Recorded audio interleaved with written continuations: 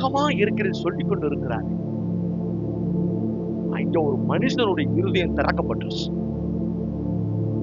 தாகமா இருக்கிறேன்னு சொன்ன உடனே ஒரு மனுஷனுடைய இருதயம், போர் சேவனுடைய இருதயம் திறந்துருச்சு. அவன் என்ன செய்யறான்?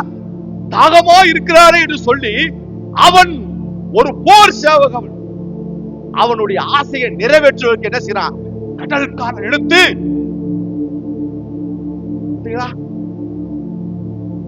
தாகமா இருக்குன்னு சொல்லும் போது எல்லாரும் பார்த்து கொண்டு இருக்கிறார்கள்.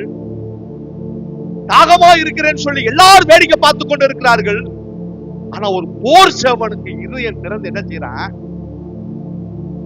கடற்காலன் எடுத்து தோய்த்து எப்படியாவது அவர் நாக்க நினைச்சு விடலாம், அவர் ஆசை நிறைவேற்றலாம். அந்த கடைசி சொல்லுவோம்ல, கடைசி ஆசைய நிறைவேற்றலாம். அத்தனை பேர் வேடிக்கை பார்க்கிறான், எல்லாரும் வேடிக்கை பார்க்கிறார்கள். யாரும் தண்ணி கொடுக்க ஆளு இல்ல.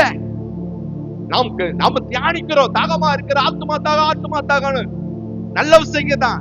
ஆனா ஆண்டவர் சொல்றாரு, அங்க ஒரு போர் சேவனுடைய இருதயம் என்ன செய்ய திறக்கப்பட்டு இயேசுவுடைய வாஞ்சியை நிறைவேற்றினானே. நீங்களும் நானும் இன்னும் ஏன் நிறைவேற்றாம இருக்கிறோம்? நினைச்சு பாருங்களேன். அது சிந்திச்சு பாத்தீங்களா? படிச்சு பாத்தீங்களா? போர் சேவன் நிறைவேற்றான், நம்ம என்ன செஞ்சுக்கிட்டு இருக்கிறோம்? ஹலோ,